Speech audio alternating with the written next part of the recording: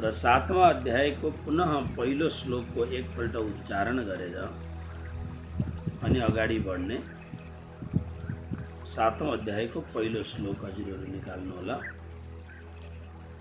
श्री भगवानुवाच मय्यासक्तमनः पार्थ योगं युञ्जन्मदाश्रयः असंशयं समग्रं मां यथा ज्ञास्यसि तच्छृणु। श्री भगवान भन्नुहुन्छ, हे पार्थ, मयि आसक्त मना, ममा जो आसक्त मनवाला हुन्छ, यानी जसले मेरोमा आफ्नो मनलाई आसक्त बनाइदिएको हुन्छ, मदाश्रय, जो मेरो आश्रित भएर योगम युञ्जन, योगको अभ्यास गर्ने तिमीले माम, अब मद्वारा समग्र रूपमा असंशयम, कुनै पनि शंका नराखिकन यथा ज्ञास्यसि, जसरी जान्दछौ, तत् शृणु, त्यसलाई सुन।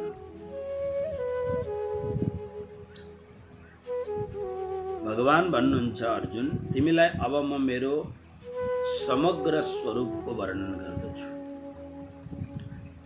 अब भगवानको समग्र स्वरूपको वर्णन भगवानले नै गर्न सक्नुहुन्छ। अब यसरी 7औं अध्याय, 8औं अध्याय हुँदै हुँदै अनि 11वां अध्यायमा विश्वरूपको दर्शन, विराट रूपको दर्शन गराउनुहुन्छ। तसर्थ यो जुन शब्द छ, भगवान जुन कुरो भन्दै हुनुहुन्छ, मेरो समग्र रूपको तिमीलाई म वर्णन गरेर सुनाउँछु, ताकि मेरो समग्र रूपको वर्णन श्रवण गरेपछि तिमीलाई कुनै पनि शंका रहने छैन। तसर्थ अहिले जुन कुरो म भन्दैछु त्यसलाई असंशयम शृणु, निसन्देह भएर श्रवण गर। श्रीमद् भागवतमा जब रासको वर्णन प्रारम्भ गर्नुहुन्छ श्री कृष्ण सुखदेवजी महाराजले भन्नुभयो, हे राजन, हे परीक्षित, म अब महाराजको वर्णन गर्दछु। यो महाराजको वर्णन सजिलो वर्णन होइन। यो म समाधिमा युक्त भएर आफ्नो चित्तका समग्र वृत्तिहरूलाई परमात्मासँग एकाकार गरेर जोडेर अनि म परमात्माको त्यो अत्यन्त परम गुह्यतम जो श्री रास हो, यो रासलाई कसैले पनि जान्न सक्दैन, तर कृष्ण लीलाको एक अंश भएको हुनाले म रासको वर्णन तिमीलाई सुनाउँछु। तर रासको वर्णन सुनाउने जेलसम्म तिमीले कुनै पनि प्रकारको शंका नगर्नु अनि प्रश्न पनि नगर्नु। त्यस्तै भगवानले यहाँ भन्नुहुन्छ कि तिमीले असंशय भएर शंका नराखिकन मेरो समग्र रूपको वर्णन तिमी सुन। अब यसको कारण के हो भन्दा, भगवान श्री कृष्ण व्यावहारिक रूपले अर्जुनको मामाको छोरा हुनुहुन्छ, भगवानका फुपूको छोरा हुनुहुन्छ अर्जुन। अनि यो जीव मात्र अज्ञानले ग्रस्त हुन्छ। जति सुन्दाखेरि पनि भगवान श्री कृष्ण अर्जुन सँगै रहनुहुन्छ, अर्जुन सँगै बस्नुहुन्छ, अर्जुन सँगै भोजन प्रसाद ग्रहण गर्नुहुन्छ अनि अर्जुन सँगै यी सब प्रक्रियाहरू गरेको हुनाले अर्जुनलाई कतिखेर यस्तो खालको भान हुन्छ, श्री कृष्ण सामान्य हुनुहुन्छ, यानी मेरो मामाको त छोरा हुनुहुन्छ नि भन्ने खालको अर्जुनलाई लाग्दछ। त्यसले गर्दा अर्जुनले 11वां अध्यायमा अर्जुनले भगवानलाई भनेको छ, प्रभु, म हजुरलाई जान्न सक्दिनँ, हजुर कस्तो हुनुहुन्छ भनेर।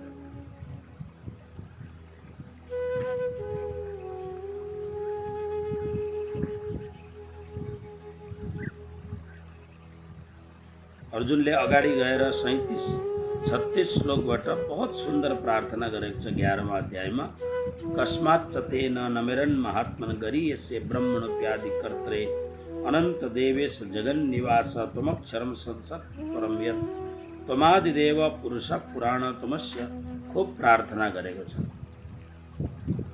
र उसले के भनेको छ भने, हे प्रभु, सम्भव छ मेराबाट धेरै अपराधहरू भएका छन् होला, त्यसकारणले जस्तो हामी पूजा सकिएपछि क्षमा प्रार्थना गर्दछौँ, क्षमापनम भनिन्छ, त्यसरी नै अर्जुनले सखेति मत्वा प्रसभम यदुक्तम हे कृष्ण हे यादव हे सखेति अजानता महिमानं तवेदं मया प्रमादात् प्रणयेन वापि यच्चावहा सार्थमसत्कृतोऽसि विहारशय्यासन भोजनेषु एकोऽथवाप्यच्युत तत्समक्षं तच्छामये त्वामहमप्रमेयम्।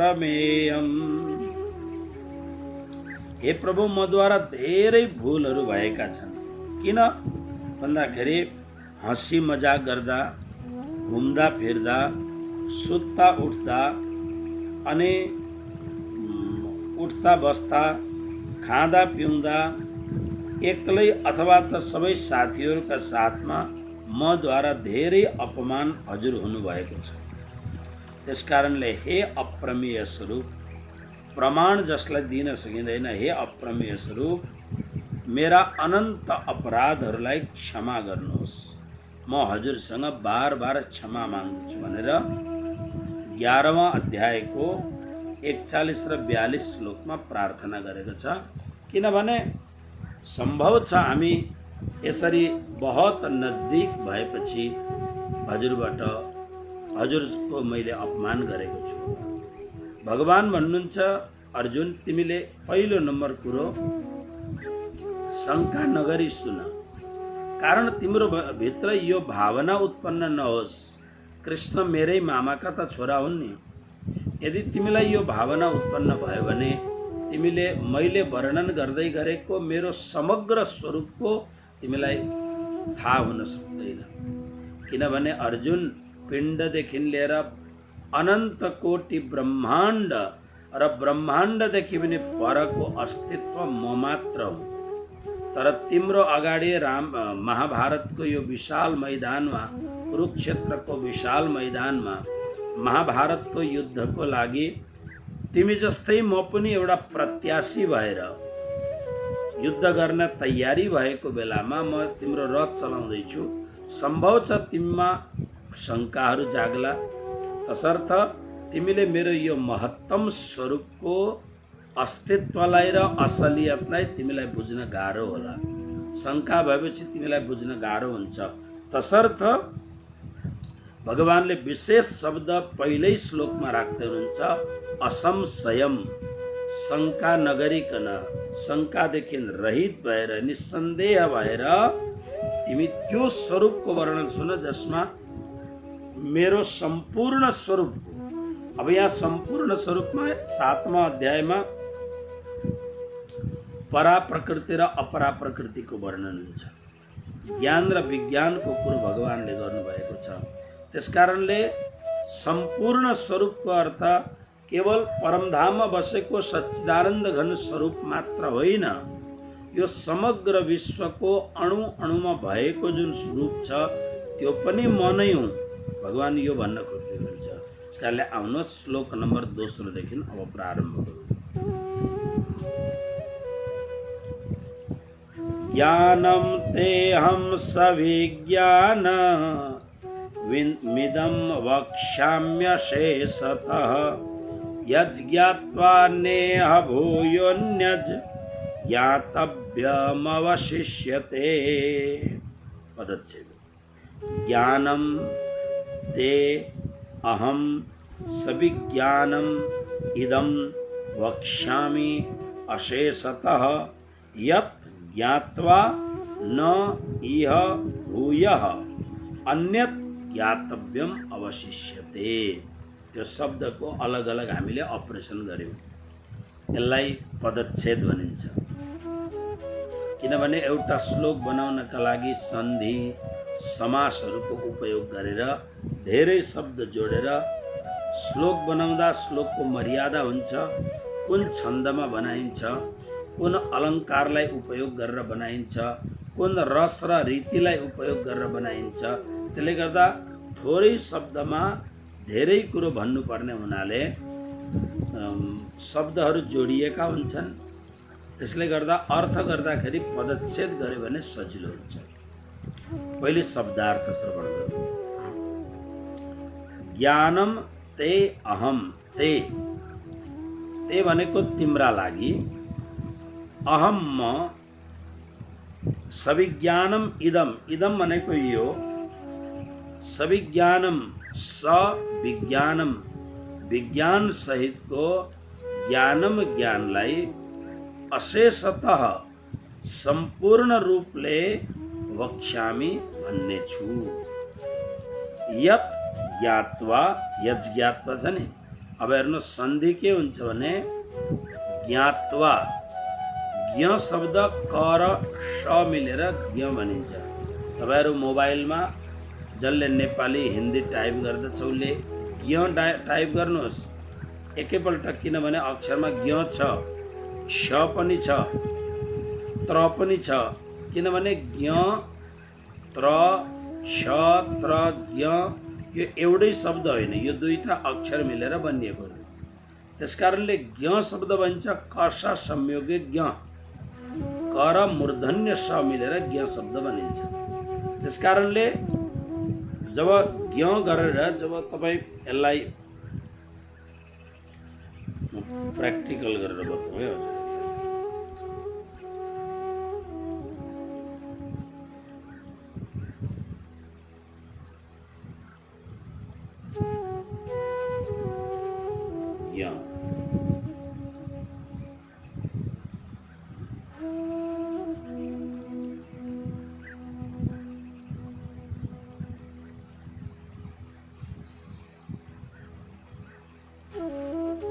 त्यसले गर्दाखेरि ज्ञ शब्दको उच्चारण गर्दाखेरि या सविज्ञानम, विज्ञान सहितको ज्ञान, सविज्ञानम स उपसर्ग हो, विज्ञान सहितको ज्ञानम ज्ञानलाई अशेषतः सम्पूर्ण रूपले भन्ने छु।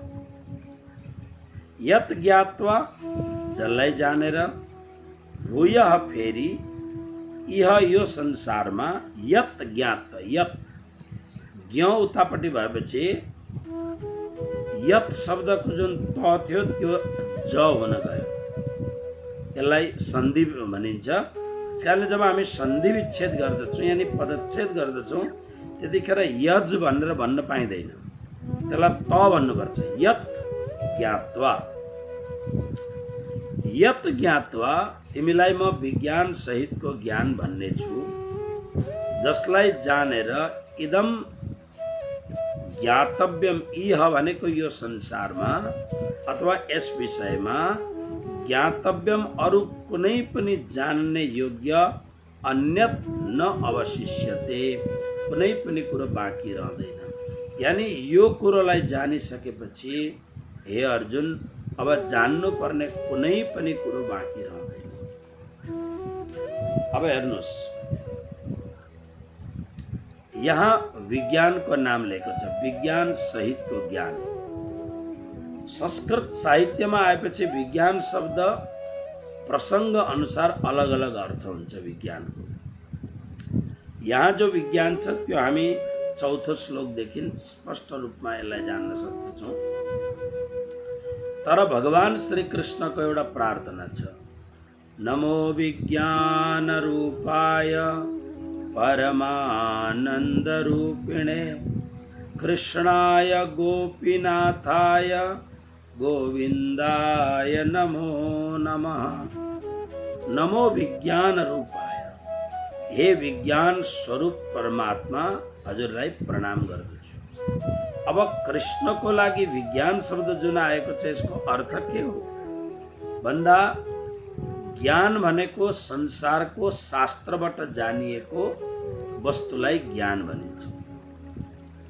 शास्त्रबाट हामीले सामान्य जुन कुरो जान्दछौँ अक्षरको ज्ञान, शास्त्र पढ्यौं, किताबहरू पढेपछि हामीले जान्यौं, जानेपछि त्यो किताबबाट जानेको जुन विद्या छ त्यसलाई ज्ञान भन्यो। तर जस्तो अब हामीले अहिले प्रार्थना गर्यौं, भगवान कृष्ण कस्तो हुनुहुन्छ वंशी विभूषित करान। भगवान श्री कृष्ण का अत्यन्त पवित्र र अत्यन्त राम्रा अंगुलीहरू वंशीमा संलग्न छन्। नवनीर दाभात भगवानको आभा माने शरीरको वर्ण कस्तो छ, आकृति कस्तो छ, नवनीरद नयाँ नयाँ भर्खर लागेका बादल जस्ता छन्, यानी नीलो वर्णको छ, श्यामल वर्णको छ।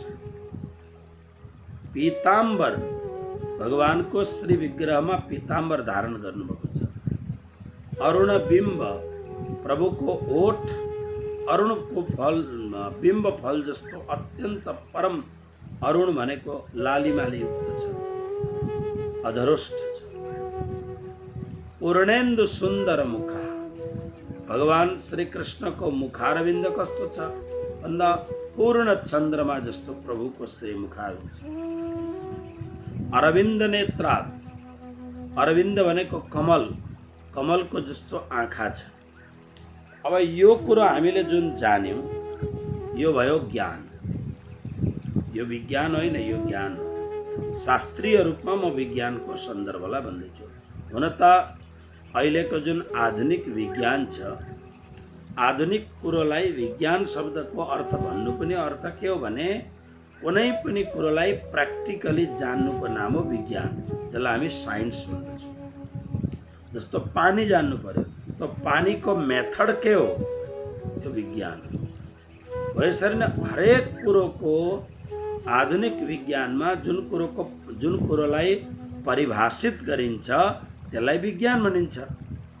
त्यसरी नै भगवान श्री कृष्णलाई विज्ञान स्वरूप भन्नुको मूल तात्पर्य यो हो कि जुन हामीले अहिले कुरो सुन्यौं कि भगवान वंशीवाला हुनुहुन्छ, पीताम्बरी धारण, तर यही कुरोलाई प्र्याक्टिस गरेर जब हामी हाम्रो चित्तको वृत्तिमा अंकित गर्दछौं र अब शास्त्रले भनेको कुरोलाई अनुभवको आधारमा ध्यान गरेर सुमिरण गरेर अनि ध्यान गर्दा गर्दै चित्तको वृत्तिलाई एकदम साफ बनाएर, किनभने मनलाई त दर्पण भनेको छ, मनलाई त ऐना भनेको छ, निज मन मुकुर सुधारी। मनलाई मुकुर भनेको ऐना हो, मन तोरा मन दर्पण कहलाए। त्यसले गर्दा दर्पण भएपछि यदि मन मैलो छ भने केही पनि देखिँदैन, मन एकदम क्लीन छ, साफ छ भने त्यो मनमा परमात्माको स्वरूप अंकित हुन्छ। मनदेखि पल्लोपट्टि परमात्मा हुनुहुन्छ। त्यसले गर्दाखेरि जब हामी ध्यान गरेर शास्त्रको अभ्यासलाई ध्यान गरेर सुमिरण गरेर चिन्तन गरेर चितवनी गरेर जब हामी आफ्नो चित्तवृत्तिमा त्यो स्वरूपलाई उभ्याउँछौं, उभ्याएपछि बार बार त्यो स्वरूपको चिन्तन गरेपछि अनि अब किताबले भनेको कुरो होइन, म जब आफ्नो अनुभवले परिपक्व बनाउँछु। जस्तो हामीले सुन्यौं कि त्यो फलानो दुकानमा मिठाई बहुत राम्रो बनाउँछ। कुन मिठाई भन्दा रसदाना बहुत राम्रो छ। ओहो, रसदाना राम्रो छ भने कस्तो रसदाना भन्दा दूधलाई फटाएको छेना अनि त्यो छेना र चिनीको चास्नीलाई मिलाएर त्यसको दुईटाको संयोगबाट अनि रसदाना तयार हुन्छ। जति राम्रो रसदाना हुन्छ त्यति त्यसको पञ्च चाहिँ राम्रो हुन्छ। अब यो कुरा हामीले सुन्यौं र यसमा मिलावट पनि हुन्छ, तर फलानो दुकानमा जुन रसदाना पाइन्छ त्यो चाहिँ एकदमै मिलावट हुँदैन र एकदम राम्रो हुन्छ। हामीले सुन्यौं रसदाना केबाट बन्यो पनि भन्ने सुन्यौं, रसदाना मिठो कहाँ पाइन्छ भन्ने पनि सुन्यौं, तर जबसम्म त्यो रसदाना हाम्रो पासमा आउँदैन र हाम्रो जिब्रोमा त्यो आउँदैन तबसम्म त्यसको रसानुभूति हुँदैन। त विज्ञानको अर्थ हो ज्ञानको प्रत्यक्ष अनुभव। किनभने यहाँ अर्थकारले एउटा बहुत राम्रो कुरो भनेको छ, ऐसा मानना ज्ञान है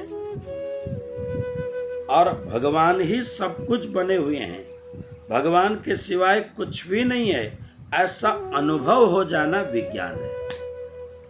बस यही कुरो बने।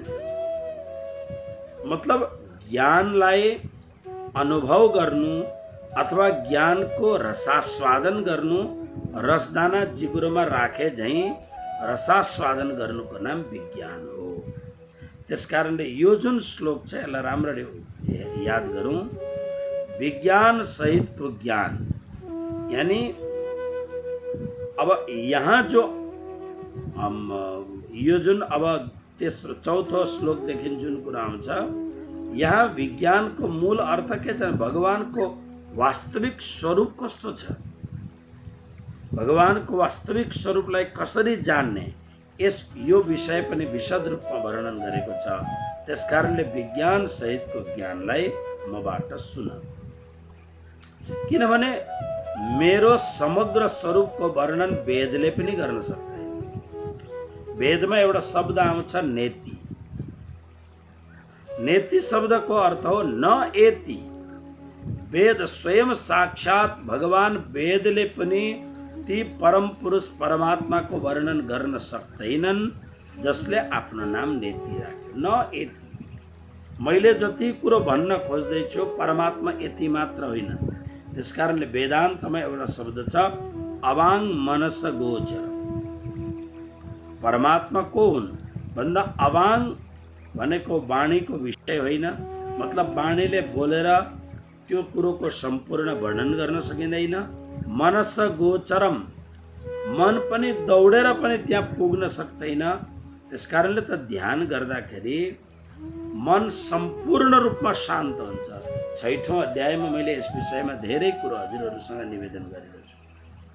मन पूर्ण शान्त भएर बसेपछि चित्तका वृत्तिहरू यानी चैतन्य जब प्रतिभाषित हुन थाल्दछ, चैतन्य जब प्रतिभाषित हुन थाल्दछ अनि त्यो चैतन्यमा परमात्माको स्वरूपको छाप हुन्छ। र ध्यानमा परमात्माको अनुभव हुनुको अर्थै चैतन्यको जागृत। त्यसकारणले परमात्माको वर्णन वेदले शास्त्रहरूले एउटा सीमित शब्दमा वर्णन गरेको छ। त्यसकारणले श्री कृष्ण यहाँ भन्नुहुन्छ मेरो समग्र स्वरूपको वर्णन त मैले स्वयंले गर्नु पर्दछ। शास्त्रले मेसेजहरूले कुनैले गरेर हुँदैन। त्यसकारणले म अत्यन्त कृपा गरेर मेरो समग्र स्वरूपको अनुभव जानकारी तिमीलाई होस्, कारण तिमी मेरो अत्यन्त प्रिय शिष्य पनि हौ, भाइ पनि हौ, मेरा भक्त पनि हौ। त्यसकारणले तिमीलाई म सुनाउँदैछु। तर सुन्दाखेरि तिमीले एउटा कुरो के राख्नु पर्दछ भने असंशयम, शंका गर्न हुँदैन।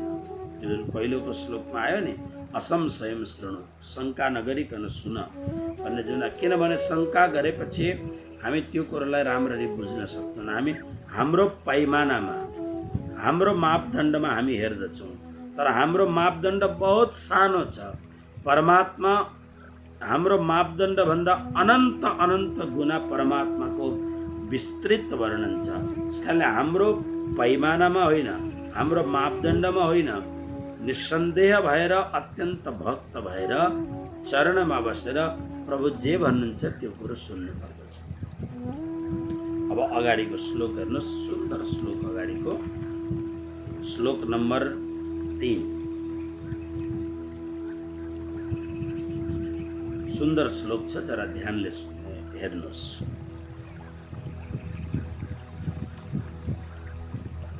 मनुष्याणां सहस्रेषु कश्चिद्यतति सिद्धये यततामपि सिद्धानां कश्चिन् मां वेत्ति तत्त्वतः।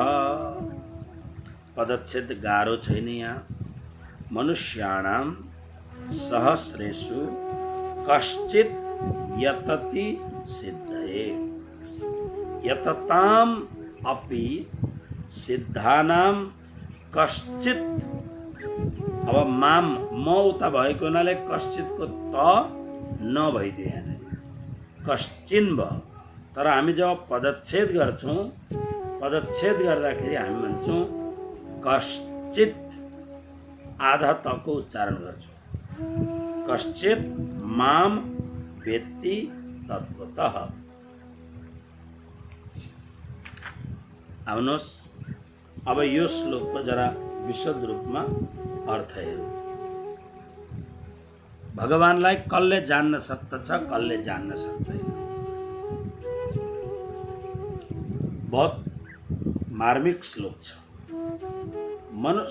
मनुष्याणाम सहस्रेषु, सहस्रेषु मनुष्याणाम, हजारौं हजारौं।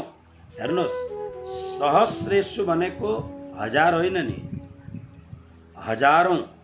अब हजारौं भन्नाले अहिलेको जुन लगभग अरबौं अरबौं जनसङ्ख्या छ, त्यसले गर्दा यहाँ लाखौं करोडौं अरबौं अर्थ लगाए पनि हुन्छ यसको।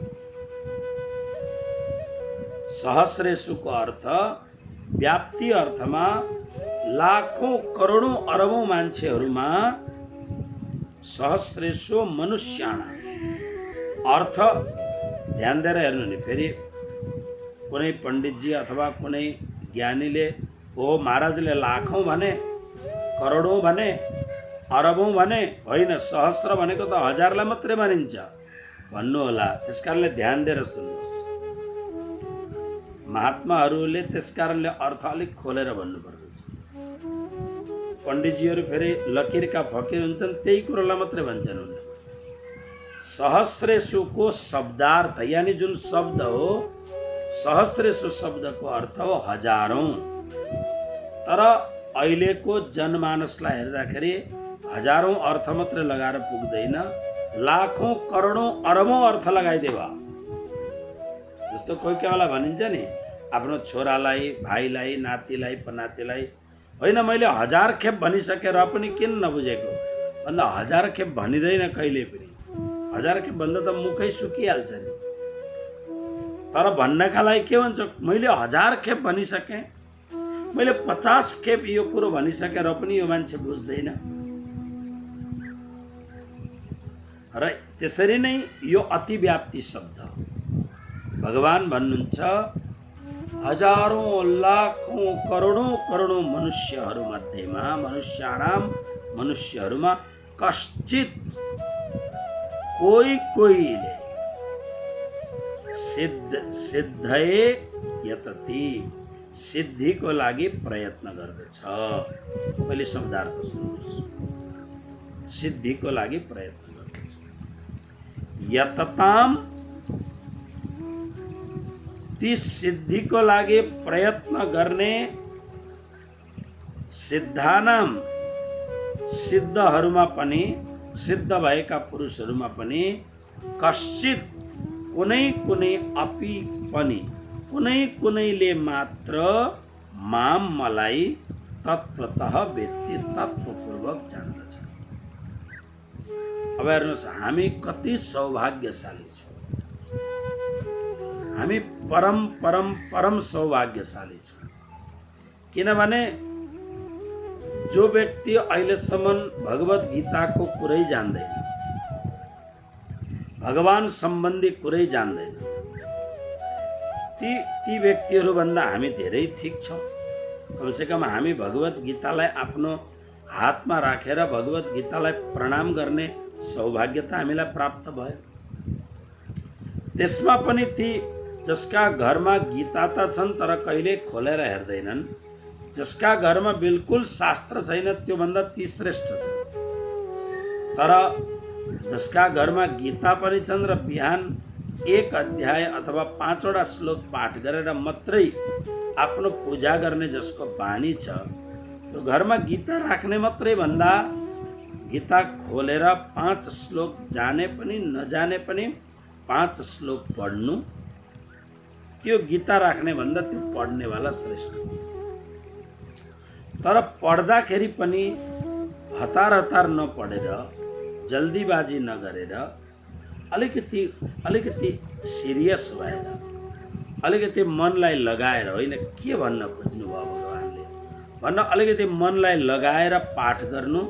त्यो खालि तोता रटाई पाठ गर्ने भन्दा त्यो अलिकति सिरियस भएर, अलिकति निकै डिपमा गएर पाठ गर्ने मान्छे त्यो श्रेष्ठ।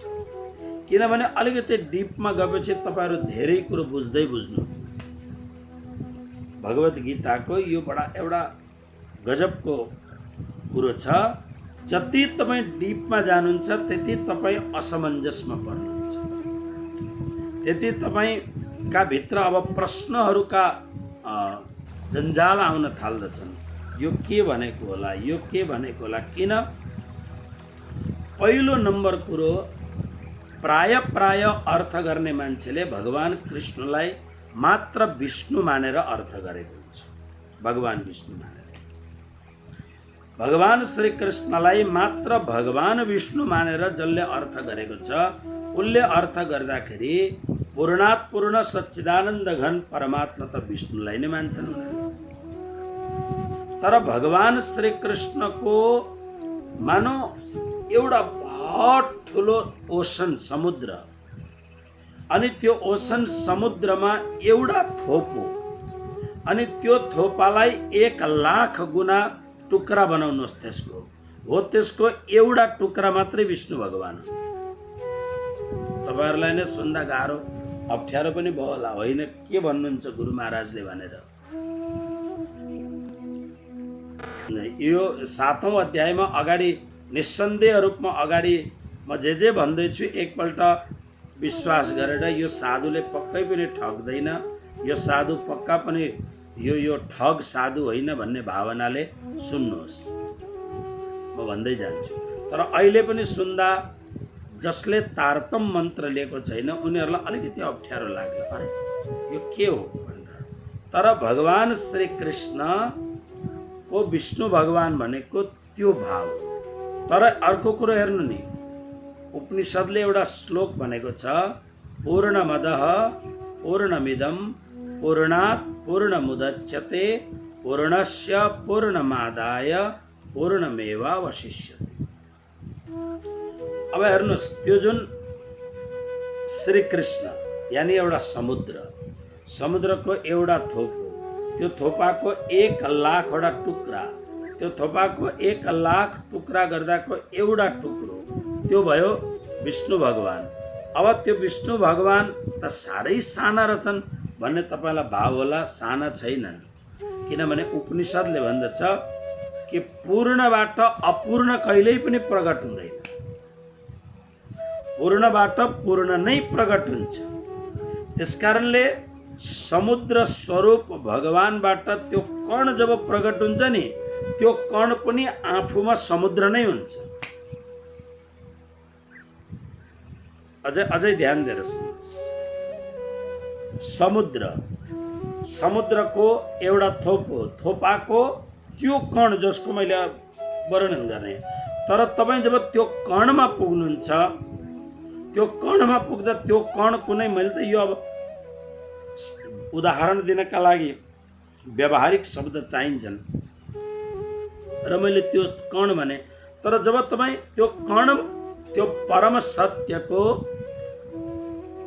सच्चिदानन्द स्वरूपको त्यो कणमा पुग्नुहुन्छ, त्यो कणमा पुगेपछि, अथवा सिधा अर्थमा भन्दा भगवान विष्णुको छेउमा पुग्नु भयो भने, भगवान विष्णुको महिमाको छेउमा पुग्दा अपरम्पार महिमा छ।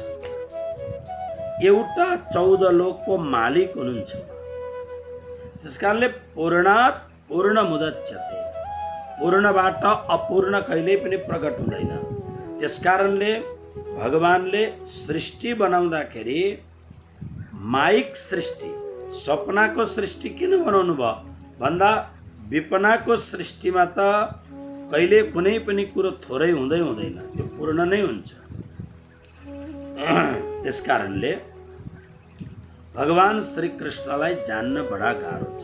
अब हेर्नुहोस् अर्थमा के हुन्छ भन्दा जसले भगवान विष्णुलाई नै पूर्ण स्वरूप मानेर अर्थ गरेको छ उसले कृष्णलाई त्यो कणमा नै ल्याएर राखिदिन्छ, त्यो समुद्रलाई कणमा ल्याएर राखिदिएको हुन्छ। उसले के भन्छ यो कण नै समुद्र हो भन्छ, किन उसलाई त्यो कणभन्दा अगाडिको थाहै छैन।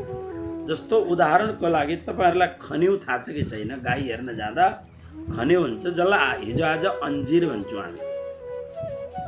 त्यो अन्जिरको जब दाना हुन्छ नि, दाना हुँदाखेरि त्यो खन्युमा जब दाना हुन्छ त्यो दानामा त्यो पाटा हुन्छ। जसरी एउटा सुन्तलामा 10 वटा केस्रा, 5 वटा केस्रा, कतिवटा केस्रा हुन्छन्, त्यसरी नै त्यो खन्युमा त्यस्ता केस्राहरू हुन्छन्। सबैको पाट अलग अलग हुन्छ अनि प्रत्येक पाटमा साना साना साना साना दाना, हजारौं दाना हुन्छन्।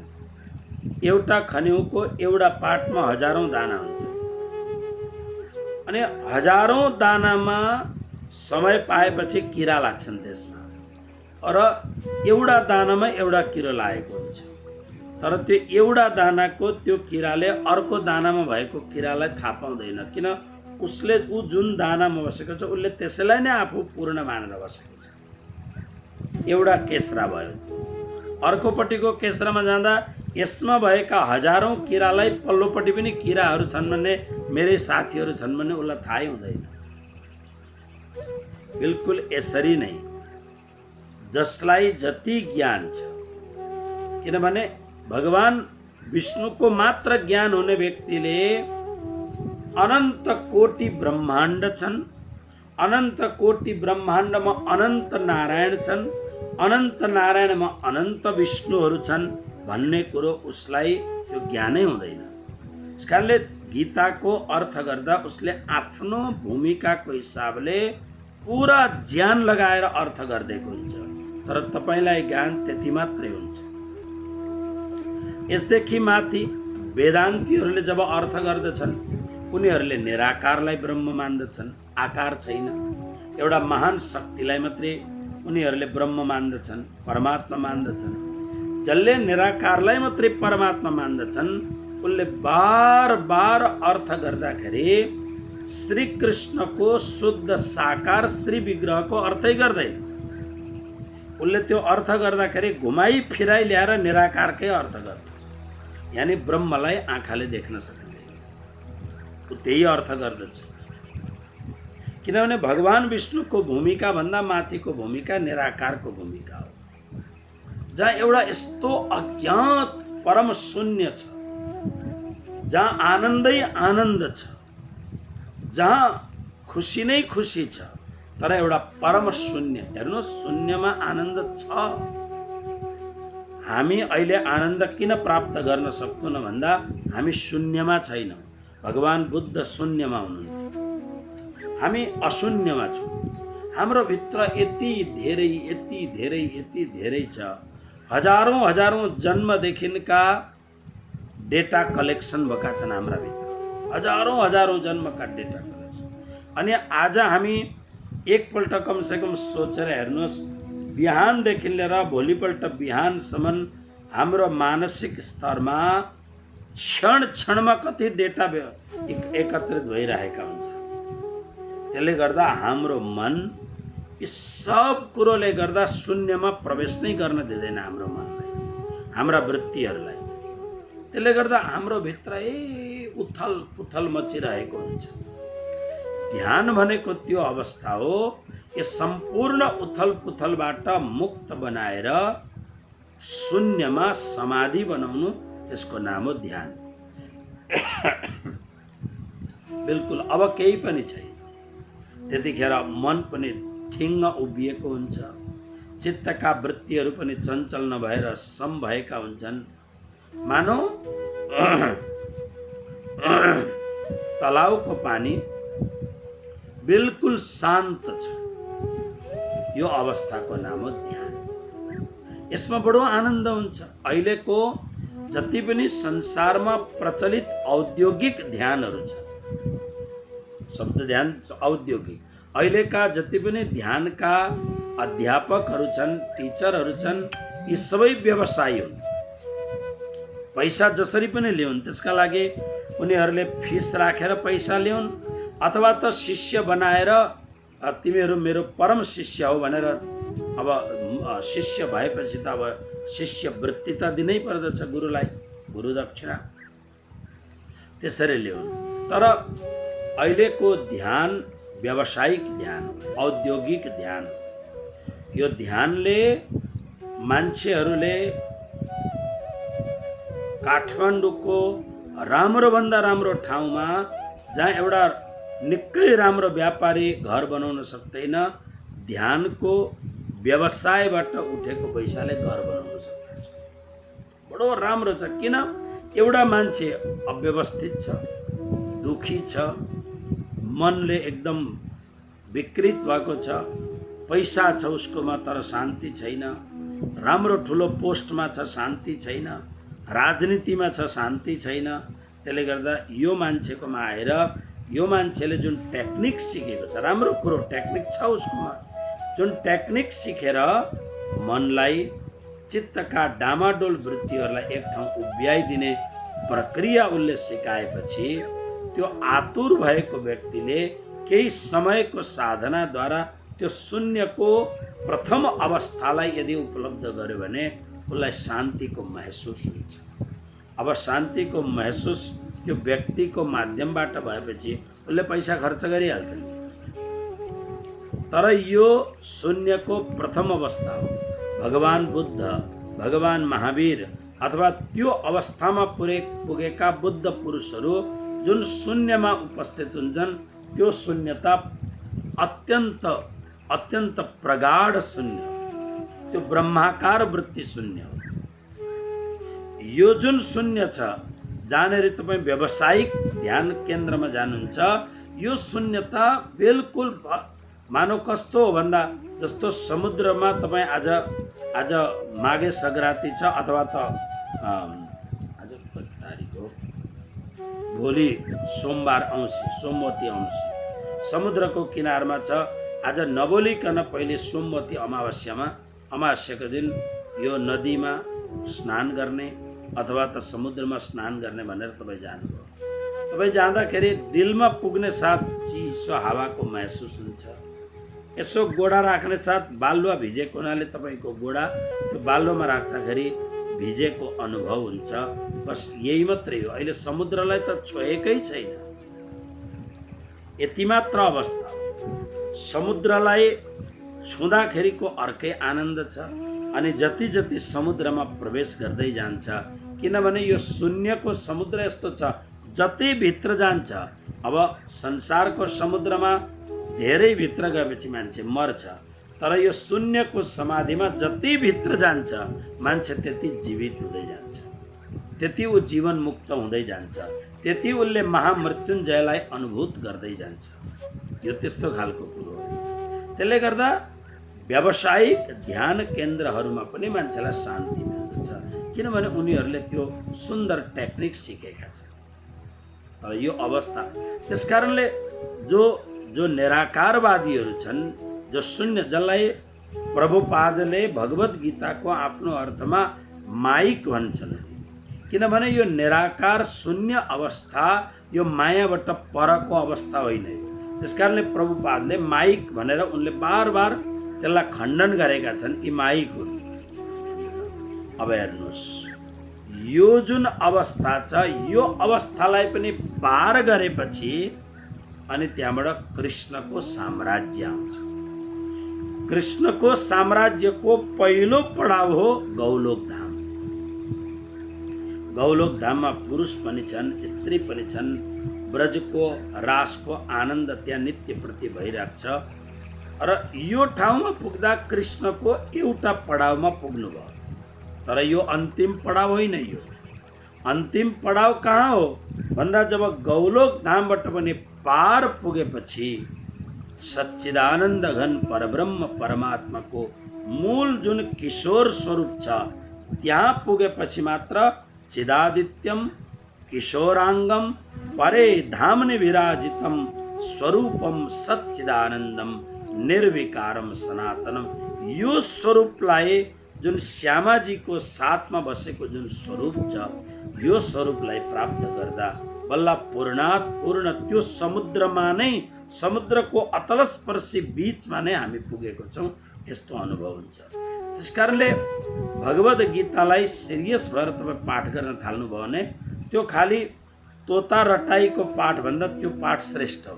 तर सिरियस पाठ गर्दाखेरि जिज्ञासाहरू बढ्न थाल्दछन्, किनभने जुन ग्रन्थको जुन टीका टिप्पणीहरूबाट तपाईँहरूले पाठ गर्दै हुनुहुन्छ त्यो टीका टिप्पणीले अर्थ पुरा खोल्दैन।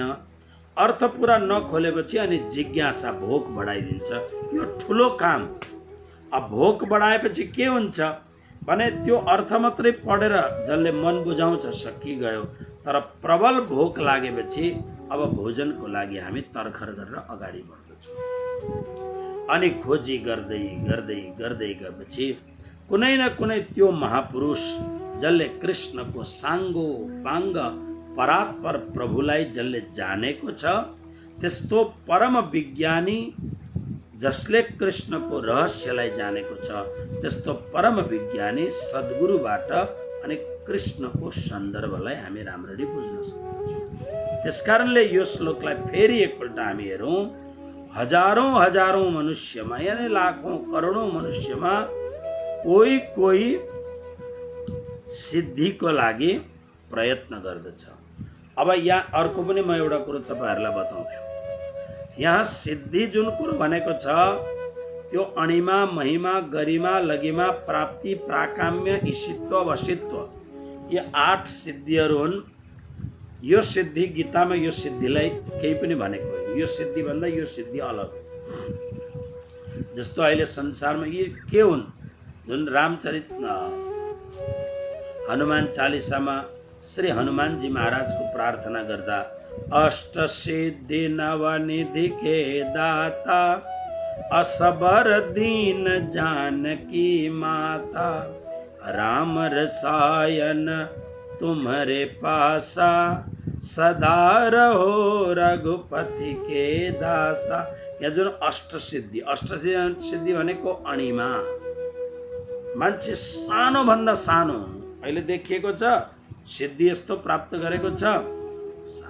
हनुमानजी जब लंकामा प्रवेश गर्नुहुन्छ धेरै अप्ठ्यारो छ। ताही मशक समान कपि रूप धारा, मच्छर जस्तो भएर अनि प्रवेश गर्नुहुन्छ हनुमान अणिमा। महिमा भनेको ठुलो ठुलो ठुलो ठुलो ठुलो विकराल स्वरूप हुन्। जसरी भगवान श्री कृष्णले विराट स्वरूप दुर्योधनको राज्य सभामा देखाउनु, अथवा हनुमानजी रावणले पुच्छर बान्ने बेलामा लामो लामो लामो लामो लामो पुच्छर बनाइदिनु भयो, महिमा। यी खालका सिद्धिहरू छन्। जस्तो अहिले तपाईहरु सुन्नुहुन्छ कि कसैले विभूति निकाल्दछ, कसैले औँठी निकाल्दछ। पशुपतिनाथमा तपाईँ खोज्नु, यस्ता 10औं तपाईँ चमत्कारिक मान्छेहरू पाउनुहुन्छ। कसैले यस्ता खालका मान्छेहरू पनि हुन्छन् जो तपाईँ आश्चर्यचकित गर्नुहुन्छ। हेर्दाखेरि एकदम राम्रा साधुहरू, चन्दन धेरै लगाएको, मुगट यतापट्टि एकदम राम्रो पगडी बाँधेको, रातो कपडा लगाएको अथवा कालो कपडा लगाएको साधु। अरे बच्चा सुनो, साधु देखेपछि त्यो हाम्रो बानी छ। हाजी हाजी बताइए। अनि तिनीहरूमा एकाध यस्ता खालका गुण हुन्छन्, त्यो गुण प्राप्त, त्यो गुणलाई उनीहरूले आउने बित्तिकै तपाईलाई भनिदिन्छन्, अरे बच्चा तुम्हारा तो ऐसा है, हात लाओ जरा देखते हैं भनेर निधार हेरेर 2-4 कुरो उनीहरू जान्दछन्। फटाफट 2-4 कुरो बताएपछि तपाईँ मक्खै पर्नुहुन्छ। एउटा काठमाडौँमा आर्मी भाइ शिष्य हुनुहुन्थ्यो। मलाई एक दिन आएर भन्नुभयो, गुरुदेव अहिले त अमेरिकामा हुनुहुन्छ उहाँ, गुरुदेव म कहिल्यै पनि यस्ता पाखण्डीहरूलाई 1 पैसा नदिने मान्छे आज 1000 भने कि 2000 भने 2000 चढाएर आएँ। म काठमाडौँमै थिएँ त्यतिखेर, यो लगभग 18-20 वर्ष पुरानो। कसरी तपाईँ लट्टिनु भयो भन्दा ऊ आउने बित्तिकै मलाई यस्तो यस्तो कुरो भनिदियो, म त 3 छक परेँ। यसलाई पनि सिद्धि, केही न केही सिद्धि हो। कोही कोही बेला के हुन्छ भन्दाखेरि कथा गर्नेहरूमा कथाको रहस्य बहुत कम्ती हुन्छ तर श्रोताहरूलाई मन्त्रमुग्ध बनाइदिन्छ। यिनीहरूले केही न केही भूत प्रेत युक्त तन्त्रको साधना गरेको हुन्छ। कथा राम्रो चाहिँदैन, कथामा ज्ञान चाहिँदैन, तर बस त्यो एउटा आकर्षण केन्द्रले, जस्तो नेपालमा त्यो के भन्छ यसलाई, मोहिनी लाउनु के भन्छ त्यसलाई, होइन, यस्ता खालका हुन्छन् ती धामीहरू। यिनीहरूमा केही हुँदैन भन्ने कुरो होइन, केही न केही जरुर हुन्छ मान्छेहरू। यो संसार बडा विचित्र छ, यो संसार अत्यन्त रहस्यमय छ, यसमा केही पनि हुँदैन भनेर टकटकिने काम छैन। धेरै कुरा हुन्छ, हामी जान्दैनौँ केही पनि कुरो। यी सबै प्रकारका सिद्धिहरूलाई यहाँ कृष्णले बिल्कुल सिद्धिको नाममा लिनुहुन्न। यहाँ सिद्धि भनेको के हो भन्दा, बहुत सुंदर शब्द यहाँ अर्थ म तपाईहरुलाई हिंदी में पढ़ेर सुनाऊं। हजारों मनुष्यों में कोई एक ही मेरी प्राप्ति के लिए प्रयत्न करता है। तात्पर्य है कि जिनमें मनुष्यपना है, अर्थात जिनमें पशुओं की तरह खाना पीना ऐश आराम करना नहीं है, वे ही वास्तव में मनुष्य हैं।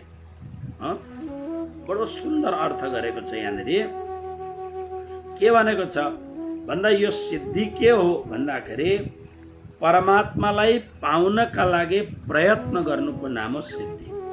मान्छेलाई एकदम वशीकरण गर्नका लागि, पैसा कमाउनका लागि, ठुला ठुला आश्रम बनाउनका लागि यी सबै प्रयोग गरेर गर्नु, त्यसको नाम सिद्धि। यहाँ भगवानले भन्नुहुन्न। कृष्णको गीताको सिद्धिको अर्थ हो कि मनुष्य जीवन पाएको छ। कोही गरिब छ, कोही मध्यम वर्गीय छ, कोही अत्यन्त धनी छ। जो जस्तो भए तापनि मनुष्य जीवन पाएर मनुष्य जीवनको पूर्ण अर्थ नै भगवत प्राप्ति हो। मनुष्य जीवन पाउनुको मूल अर्थ नै कृष्णको प्राप्ति हो। मोज मजा आनन्द त पशुहरू पनि गर्दछन्, अझै राम्ररी गर्दछन् उनीहरू। त्यसकारणले अर्थकारले भन्दछन् यहाँनिर, जुन मनुष्यले मनुष्य जीवन पाएर सत्संग पाएर मेरो जीवनको अर्थ हो भगवत प्राप्ति भनेर भगवानलाई पाउनका लागि प्रयत्न गर्दछ, यसको अर्थ हो उसले सिद्धिका लागि प्रयत्न गरे। बस। अनि यहाँ अर्थ के भन्यो भने मनुष्य भएर खानु पिउनु मोज मजा गर्नु आनन्द गर्नु यही मात्र मान्छेले सोच्यो। यसका लागि कुनै पनि सिद्धिको यदि उसले उपयोग गर्दछ भने त्यो निरा पशु समान मात्र हो, मान्छे होइन भनेर यो अर्थ लगाउनले भनेको छ। अब हेर्नुहोस्, कोही कोही भगवत प्राप्तिको लागि, कृष्ण प्राप्तिको लागि, सिद्धिको लागि प्रयत्न गर्दछ। अब ती लाखौं प्रयत्न गर्नेहरूमा पनि मनुष्य, करोडौं मनुष्यमा कोही कोही मात्र सिद्धि हो। मैले जीवन बर्बाद बनाउनु हुँदैन, अब त मैले भगवान प्राप्तिको लागि हिँड्नुपर्छ भन्ने ती पशु जस्ता मनुष्य मध्येमा कोही कोही सिद्धिका लागि प्रयत्न गर्दछ। अनि लाखौं सिद्धिका लागि प्रयत्न गर्नेहरूमा पनि कसै कसैले मात्र मलाई तत्त्वपूर्वक जान्दछ, कसै कसैले मात्र मलाई जान्दछ। त्यसकारणले तत्त्वपूर्वक यथार्थ रूपले जसले मलाई जान्दछ, बस हो यो कुरो म तिमीलाई म को हुँ त्यो तत्त्वपूर्वक जानिने म कृष्ण को हुँ। म केवल वासुदेव कृष्ण होइन, म केवल यशोदा नन्दन कृष्ण होइन, म केवल नन्द नन्दन कृष्ण होइन, म केवल गोपी जन वल्लभाय यति कृष्ण होइन, म कृष्ण को समग्र रूपमा जसले तत्त्वपूर्वक मलाई जान्दछ। त्यो समग्र रूप कृष्णको के हो भनेर अब हामीले 4 श्लोकबाट अगाडि भगवानले आफ्नो सम्पूर्ण स्वरूपको वर्णन गर्दै हुनुहुन्छ। र यो सम्पूर्ण स्वरूपको वर्णन के छ, यसलाई बडा धैर्यताको साथमा भोलिदेखि श्रवण गर्नु।